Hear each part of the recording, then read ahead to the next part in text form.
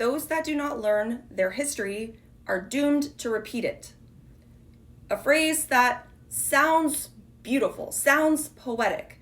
However, you have to also understand that you have to have critical thinking skills and an ability to compare and contrast situations, because history is not going to repeat itself as a carbon copy.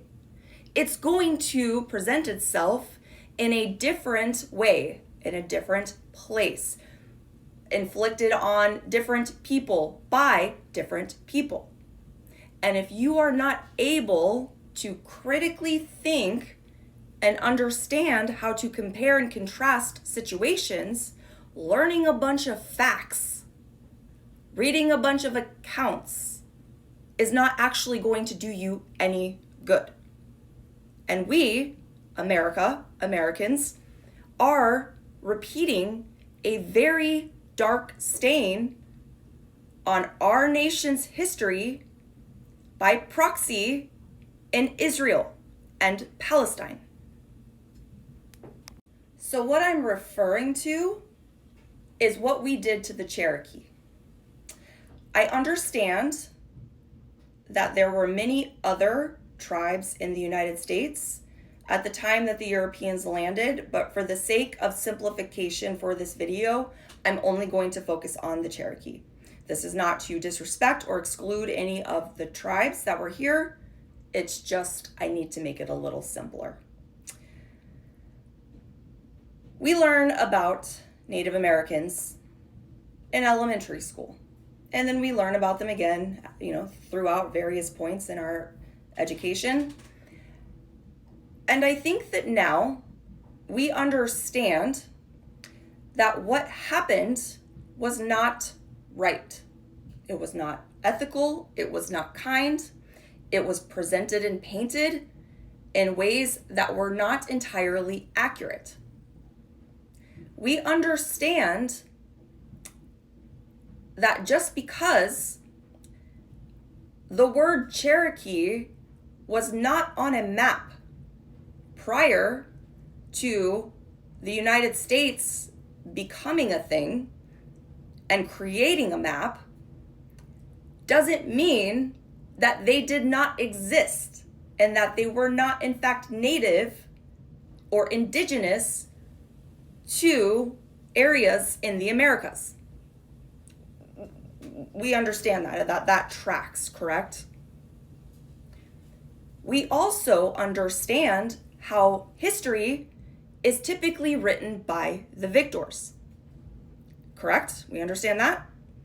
We also understand that those that stand to gain power or money typically will propagandize certain situations or people in ways that allow them to gain that power or that financial abundance. We understand that as well, correct? Like that's something that we've learned from history. So now, fast forward, we're in school, we're learning about the Cherokee and what has happened to them. We're reading firsthand accounts.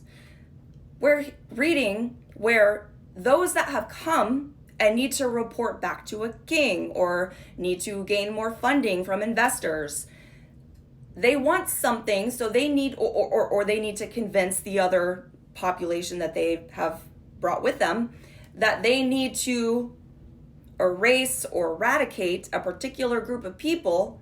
So we see in their accounts them calling the Cherokee savages or other names that would allow and indicate a need to remove them because they are lesser than the people that have come. Are we still tracking? Okay.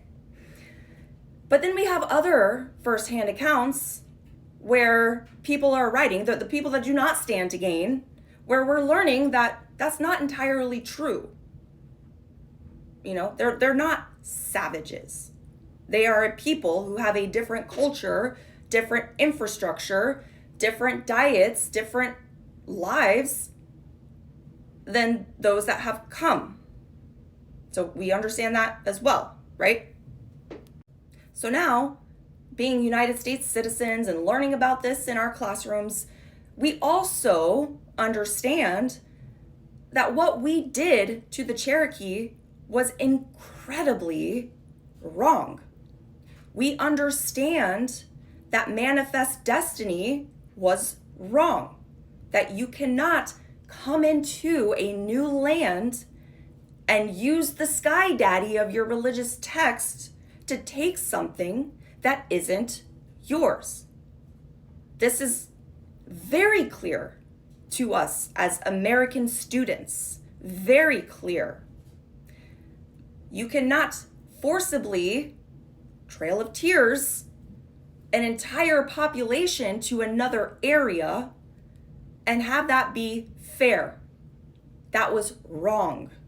We see that.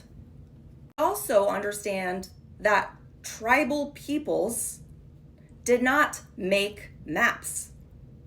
Whether that was because they didn't believe you could own land, whether or not that idea just didn't occur to them, or perhaps they were warring tribal nations and they couldn't get together to agree on any kind of borders or whatever, that is just a simple fact. But that does not negate the fact that they weren't there. You can get an archaeologist to go to an area and excavate it and find that there were people there. We get that, okay?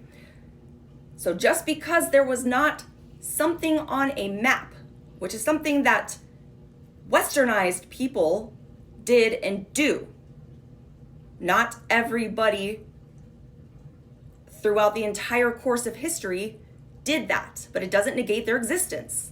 We understand that, right? So, and I'm going to do another video after this one, so please go watch that. The idea that because Cherokee Nation was not on a map until the 1830s, and there are maps that predate that state United States, is not a valid argument for saying that the Cherokee did not exist and were not indigenous to the land. Right? So now, considering all of those ideas and concepts, can we not apply that to the situation in Palestine? Go to the next video, please.